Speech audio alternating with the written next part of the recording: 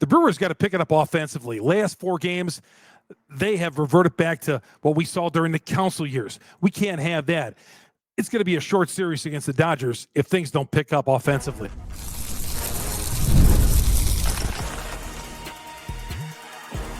You are Locked On Brewers, your daily Milwaukee Brewers podcast. Part of the Locked On Podcast Network, your team every day.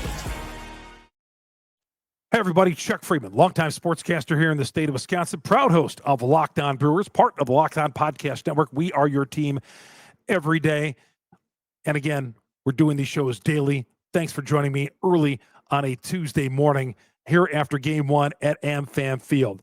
Yeah, the Brewers offensively couldn't get anything. Blake Snell was great, but they couldn't get anything done until the 9th inning against the Dodgers bullpen. That trend cannot continue to happen. We'll talk about that and why Game 2 is a must-win for the Milwaukee Brewers. We'll also talk about the pitching matchups. Got to get one from Freddy coming up on Tuesday night, but he needs help. He needs help offensively because we can't be running 7 pitchers out there every game. All right. This episode is brought to you by the good folks at FanDuel. FanDuel. Right now, new customers, you bet $5, that bet wins. You get $300 in bonus bets to access across the app. Download the app today. FanDuel, America's #1 sportsbook. Yeah, Blake Snell. I mean, the guy is tough. The Brewers have had some good numbers against him over the years. 1-2 he was lifetime versus the Brewers coming into this one on the ERA of over 5. But from the very beginning, man, he had that changeup working. He was tough, and the Brewer hitters were flailing. He struck out 10, faced the minimum. Only guy to get a hit off of him was Bryce Terang, and that was early in the game, and he ended up getting picked off. So not much happening. The Brewers' pitching was great. We're going to get to that. But the Brewers needed to, they got to get stuff going offensively. You cannot completely lean heavily on this pitching staff. These guys out of the bullpen are doing their stuff. Yeah, Priester gave up the solo home run to Freimund tonight, but got to score some runs. You can't win. You can't think you're going to win these games by scoring 1, 2, maybe 3 runs and leaning on your pitching staff. It worked against the Cubs the other night. They, leaned on the pitching staff, got 3 home runs.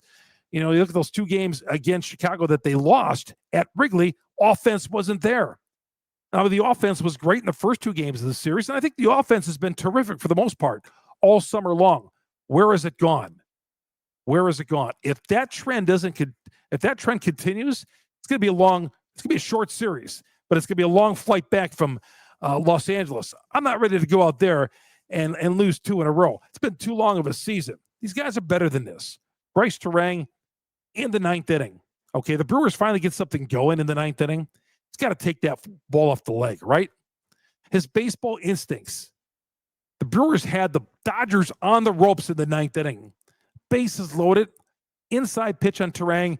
He backed away. It would have hit him probably in the leg. I know. Your baseball instincts take over, and you get away from a pitch like that.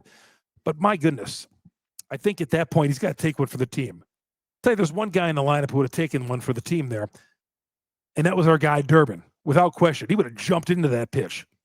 But so be it. And then he struck out on the next pitch, Terang did, and that was the ball game. But the Brewers did not get stuff going until the 9th inning. They had Suzaki out of there. First of all, Blake Snell was gone after 8 innings. He goes 103 pitches. Thank God. These managers love to just go on the pitch count. Snell said he could have pitched the 9th inning. But he goes, he's going to be politically correct there and say, well, I'm going to listen to my manager. Dave Roberts knows.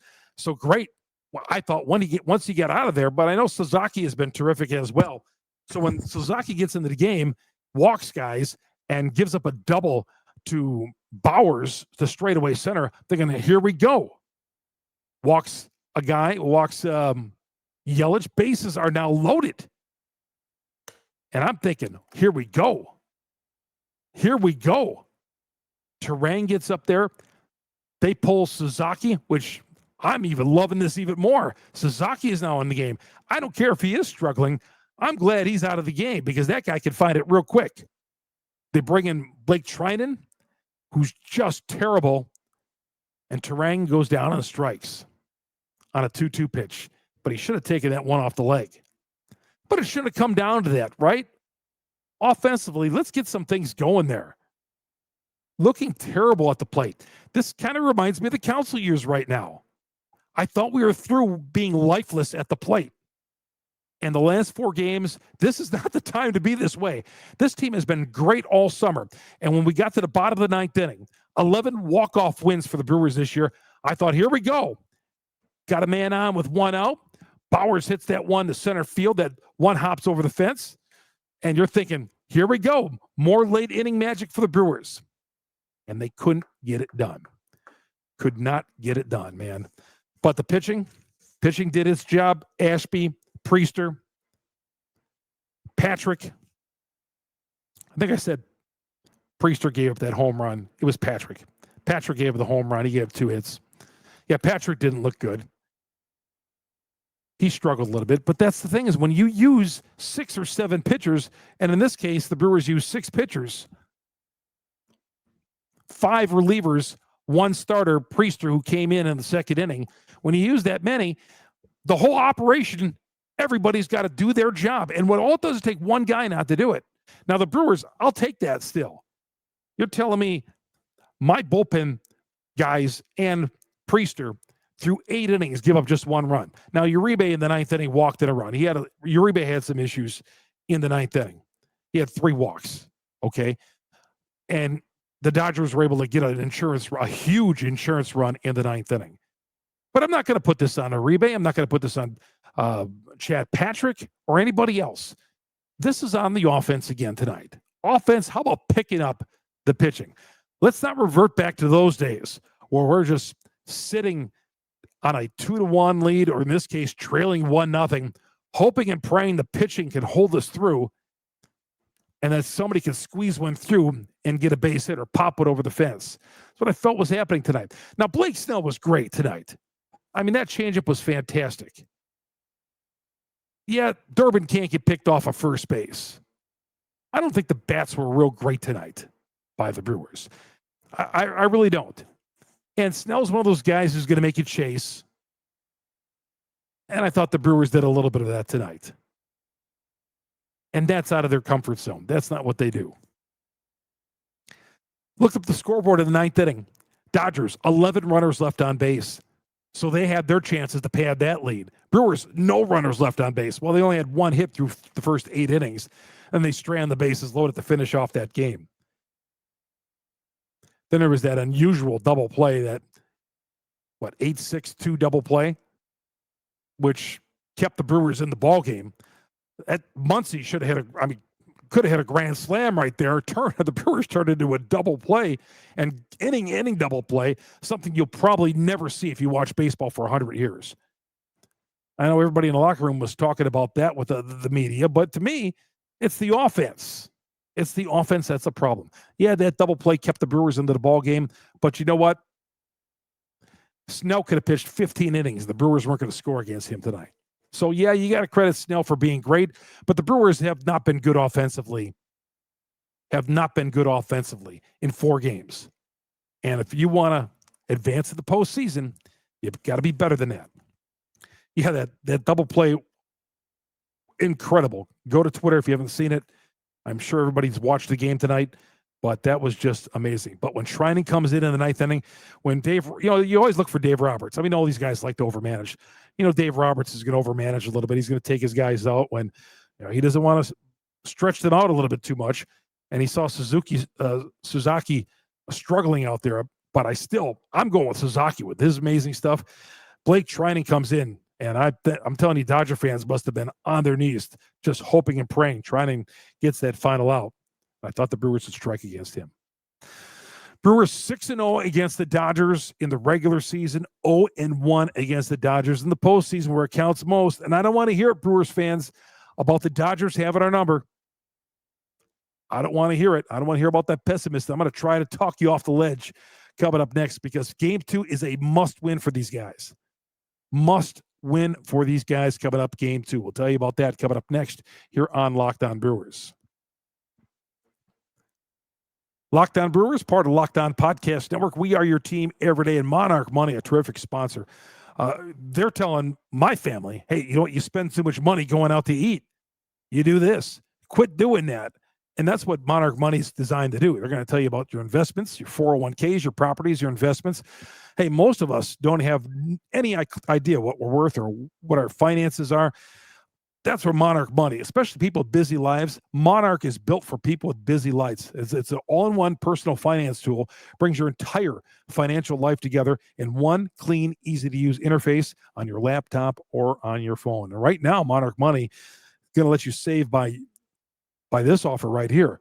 Go to your browser, type in monarchmoney.com, use the promo code LOCKEDONMLB. You'll get half off your first year. That's 50% off your first year.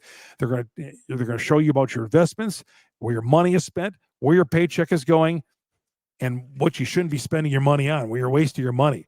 And that's what we all want to know, where our monies are going every day. And Monarch Money is going to tell you that. Visit monarchmoney.com, promo code LOCKEDONMLB, 50% off your first year with monarchmoney.com.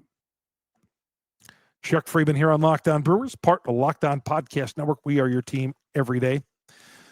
And by the way, this is the part of the podcast where I tell you where to get the podcast. If you're catching us on YouTube for first time, we're also on all the audio downloads on there. We're on all the platforms. There's hundreds of them, it seems. A couple of years ago, there was only a few of them, but Google, Spotify, Apple, we're on all the major downloads up there. Wherever you download a podcast, we're there. Just type in Locked On Brewers, hit the subscribe button, hit the alert. That alerts you every time we drop an episode. If you're already listening to us on Locked On Brewers, and I ran into dozens of Brewer fans who taking this podcast tonight on Locked On Brewers, including a guy from Door County tonight. I ran into him. He says he watches it every morning, and that's where he watches it, YouTube. Go to YouTube, search Locked On Brewers on YouTube, hit the subscribe button, hit the bell. That alerts you every time we drop an episode of Locked On Brewers. Yeah, I'm about done talking about tonight's game.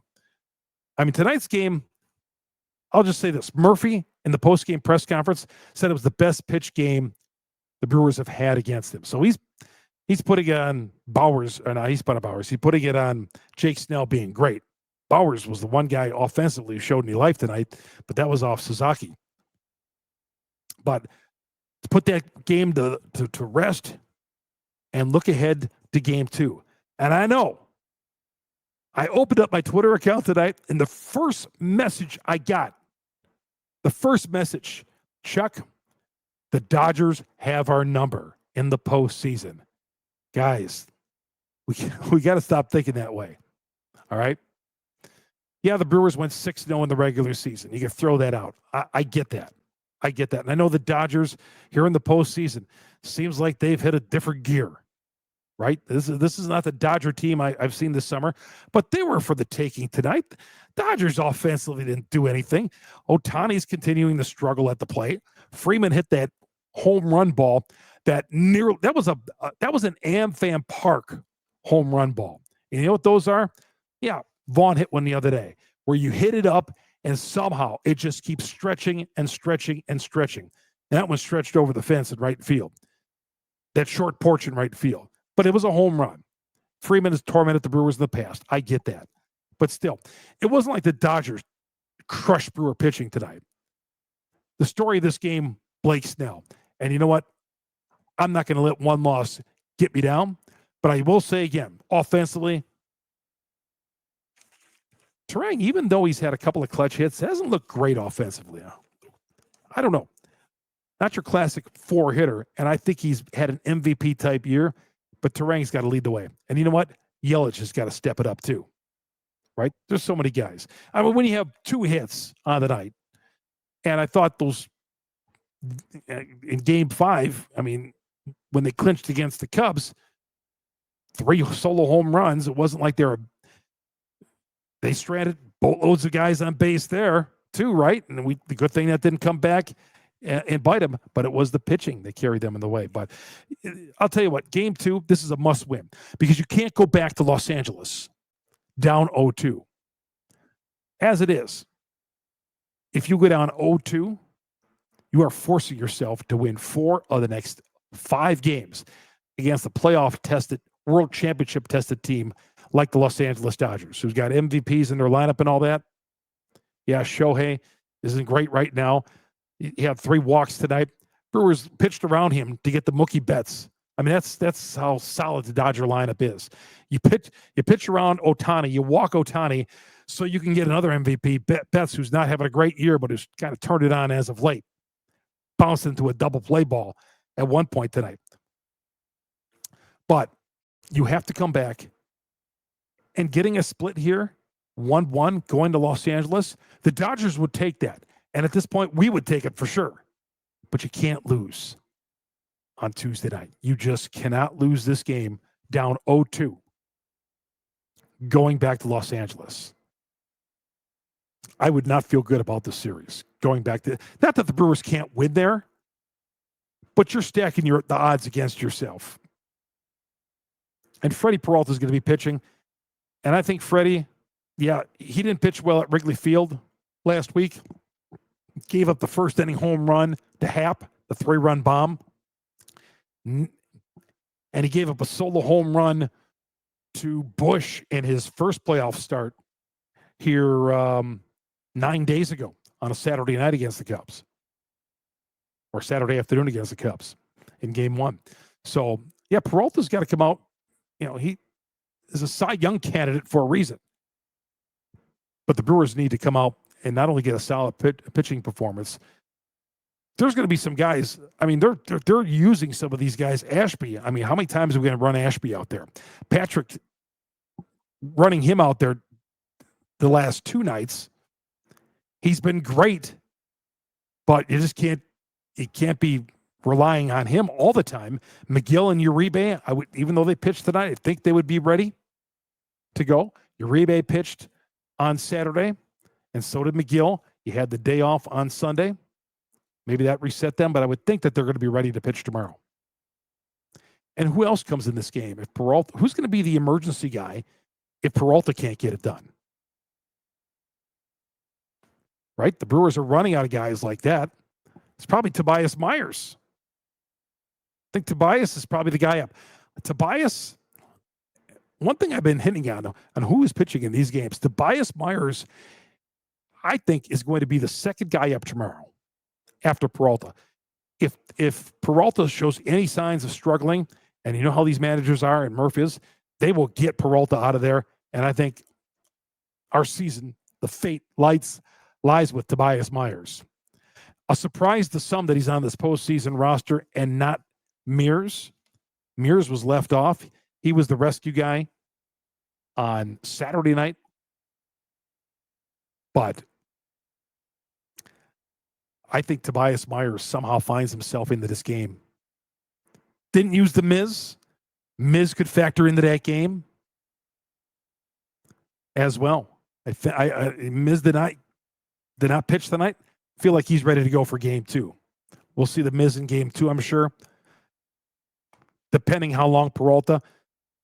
Got to get Peralta to the 5th or 6th inning. Got to get him to the 5th or 6th inning. Can't be using 6 or 7 pitchers every game. This is just going to destroy this team in the long run. This bullpen has already been taxed. Piecing these guys, again, one after another. And they're doing their job. Be great if the Brewers busted out for a 9 spot over the first 2 innings, like game 1 against the Cubs. All right? But the Brewers are going through a funk offensively at a bad time. But I see Brewer pessimism out there. And I know it was heavy in the air after the Brewers had lost those 2 in Chicago. But don't give up on these guys just yet. These guys have been fighters all season long, but they got to come back. You have to win here at this ballpark tomorrow night. Not only does Peralta got to go out and give them one, the Miz in relief or Tobias Myers, Uribe and McGill, if they're available. I would think they are. I hope they are. But got to start getting some traffic on bases and move those guys in. Get them on, get them over, get them in. They're getting guys on, not tonight, but they're hitting guys on base, just stranding boatloads of runners on base in that Cubs series. Tonight, they only stranded 3 guys on base, and that was the finish off the game because they couldn't get anything started against Snell. All right, we come back. We'll talk about the game 2 starters. Yamamoto's going for the Dodgers, and I think the Brewers can get to him.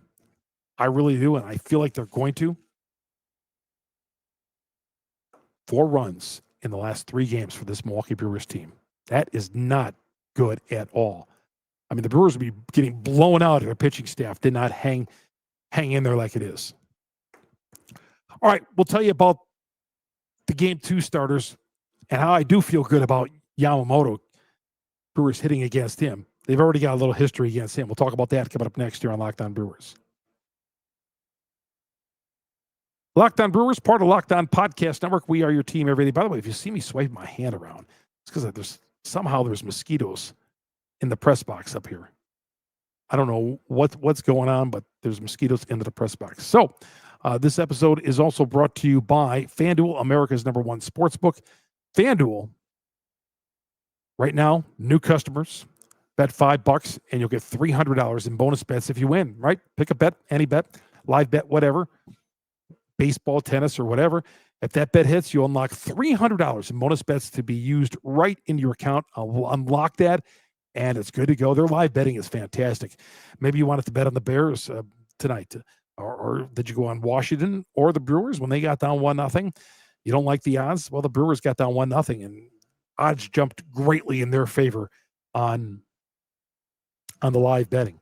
Go to FanDuel.com. What are you waiting for? Download the FanDuel app. Get started. Get the bonus of $300 if that first $5 bet wins. Brewers are, I didn't check the odds, but I bet you their Dodgers probably about a 150 favorite, I would say, tomorrow. I would say they're favored.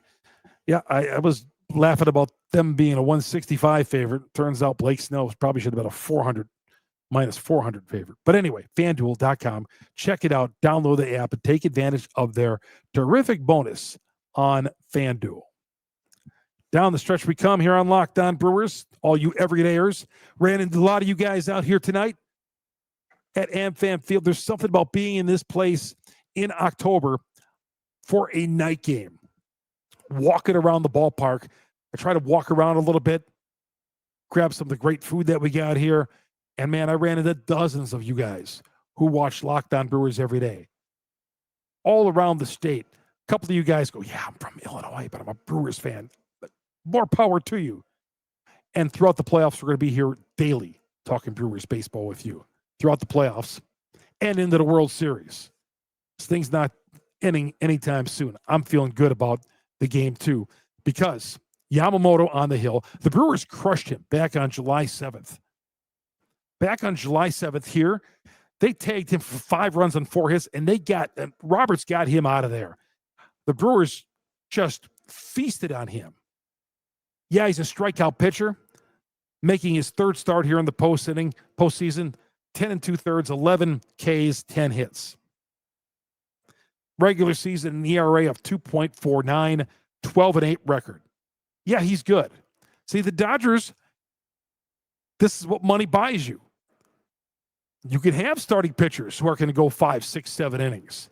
Brewers obviously don't have that, or they don't trust in Quintana to start a game. Obviously, they don't trust Quintana to start a game. They didn't trust Priester to start this game tonight. No, they felt good of him coming in the 2nd inning. You're down Woodruff. The Brewers are basically down to one guy they trust, it seems. Freddy Peralta, who makes the start. His 3rd postseason start. I told you in Chicago, it was not good. Game 1 against the Cubs, it was really good. He pitched into the 6th inning, struck out 10. In the postseason, he's gone 9 2/3, 5 runs, 7 hits. I like Freddy's chances tomorrow. And I like the Brewers' chances of getting to Yamamoto. Yeah, Yamamoto's got some vicious stuff out there. But the Brewers have tagged him already. They got some good numbers against him. And I think the Brewers are going to come back and even this thing up going to Los Angeles coming up on Thursday. Yeah, real quickly on the pitching. When I said that Peralta's the only guy they trust, yeah, they won't throw. They won't throw Quintana in this series, right? They won't use him at all, it seems. Priester, well, after his last outing against the Cubs, I mean, they got him into the game in the 2nd inning. Why isn't Priester starting this game? I mean, Ashby did a nice job, but Ashby hasn't been nothing special in the postseason. walked Ohtani to start the game and then got the next 3 outs. But the Brewers are piecing things together with this pitching staff and doing great. The pitching staff is, but you're not going to win any games on one hit over 8 innings. And the Brewers have been good this year against good pitching, bad pitching. They've done it all. But now is not the time to score 4 runs in the last 3 games when offensively you've been just unbelievable. Unbelievable in the clutch. I thought they were going to come through against Treinen in the 9th inning, and they didn't do it. Especially Bryce Terang, our guy there. Man, take one off the leg. And then he swings that one out of the strike zone. Frustrating in the gasp, the collective gasp here at AmFam Field. Man, these Brewer fans were charged up for a win tonight. Didn't give much to cheer about tonight because they were feeble. The Brewers were offensively. But I'm telling you, you don't win on Tuesday night. It's going to be very, very, very, very hard to win this series against the Dodgers. All right, that's going to do it. Again, you get us on Google, Spotify, Apple, wherever you download your audio podcast. Please, when you go to those podcasts, there's a favorite on there. There's a download button on all those that'll alert you every time we drop an episode. Go to our YouTube page, search Locked On Brewers, hit the subscribe button, hit the bell. That alerts you every time we drop an episode on Locked On Brewers. Brewers postseason appearances don't grow on trees around here. Lately they have, but the 4th time in the league championship series in our history. Went to go see the Euchre Experience before the game today. Shed a little tear in my eye. I do every time I see it. It's a beautiful thing. The Sealing Experience. Did I call it the Euchre Experience? It's narrated by Euchre, but it's a Sealing Experience. It's a wonderful 10, 15-minute video that they've just reopened it, and I love seeing it. And I'm going to see it tomorrow, too, before Game 2. It's going to do it for me, everybody. Chuck Freimund. It's going to be a long Tuesday before 7:08 hits. First pitch, Freddy's first pitch against these guys. We'll see you late night after the game on Tuesday night, early Wednesday morning here on Locked On Brewers, part of the Locked On Podcast Network. We are your team every day.